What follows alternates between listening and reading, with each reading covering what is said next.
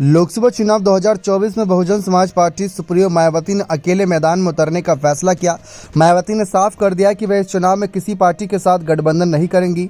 हाल ही में मायावती ने अपने छोटे भाई के बेटे और पार्टी के नेशनल कोऑर्डिनेटर आकाश आनंद को अपना उत्तराधिकारी घोषित किया था। मायावती के इस ऐलान के बाद से माना जा रहा था कि आकाश आनंद खुद लोकसभा चुनाव 2024 के लिए बिजनौर सीट से चुनाव लड़ सकते हैं, क्योंकि बिजनौर सीट इस समय बसपा के कब्जे में है। लेकिन अब खुद बसपा सांसद मलुक नागर ने इस बात को लेकर साफ कह दिया कि बिजनौर से आकाश आनंद चुनाव नहीं लड़ेंगे।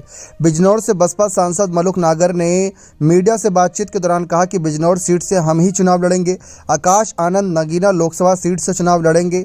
बसपा सांसद ने कहा कि लोगों को लगता है कि जिस सीट पर बसपा सुप्रीमो मायावती ने चुनाव लड़ा और आकाश आनंद जिस सीट से चुनाव लड़ना चाहते हैं वह सीट अब नगीना के नाम से जानी जाती है। उन्होंने कहा कि साल 2009 में नए परिसीमन पर बिजनौर नया लोकसभा बना, जिसमें मुजफ्फरनगर की 2 विधानसभा सीट, बिजनौर की 2 विधानसभा सीट और मेरठ की 1 सीट आती है। जिस सीट पर पहले बसपा सुप्रीमो मायावती रामविलास पासवान मुंशीराम से चुनाव लड़ा था वह रिजर्व सीट थी, लेकिन 2009 में परिसीमन के बाद वह नगीना के नाम से जानी जाती है। इस सीट पर दलित वोट बैंक है, इसलिए आकाश आनंद नगीना सीट से लड़ेंगे। इसके साथ ही बसपा सांसद मलुक नागर ने कहा कि बिजनौर सीट से हम ही चुनाव लड़ेंगे और तीसरी बार चुनावी मैदान में उतरेंगे। बिजनौर सीट पर साल 2019 में बसपा नेता मलुक नागर ने बीजेपी उम्मीदवार को हराया था। हालांकि साल 2014 में खुद मलुक नागर हार गए थे और तीसरे नंबर पर थे।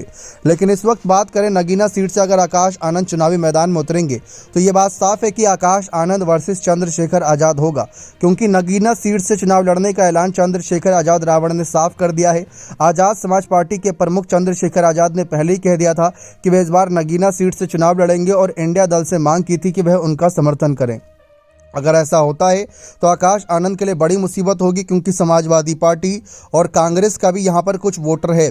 साल 2019 की बात करें तो करीब यहाँ पर 20,000 वोट कांग्रेस के प्रत्याशी को ही मिले थे। सपा बसपा गठबंधन में थे, जिसकी वजह से बीएसपी कैंडिडेट गिरीश चंद्रा को जीत मिली थी और 1,66,000 वोटों से जीते थे गिरीश चंद्रा। लेकिन साल 2014 में अगर देखें तो समाजवादी पार्टी नंबर 2 की पार्टी रही थी इस सीट पर। अगर हम इस सीट पर पिछले 3 चुनावी समीकरण की बात करें तो तीनों बार अलग अलग नतीजे आए हैं। साल 2009 में समाजवादी पार्टी के यशवीर सिंह ने सीट को जीता था। साल 2014 में इस सीट को बीजेपी के यशवंत सिंह ने जीता। साल 2019 में बहुजन समाज पार्टी के कैंडिडेट गिरीश चंद्रा ने सीट को जीता। तो इस बार चंद्रशेखर आजाद इसी वजह से सीट से चुनावी मैदान में उतरना चाह रहे हैं, क्योंकि हर बार यहाँ की जनता ने अलग अलग नेताओं को मौका दिया है।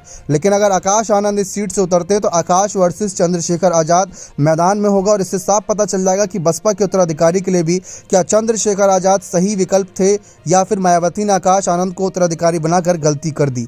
अब देखना दिलचस्प रहेगा। बने रहे चैनल के साथ। बहुत बहुत धन्यवाद।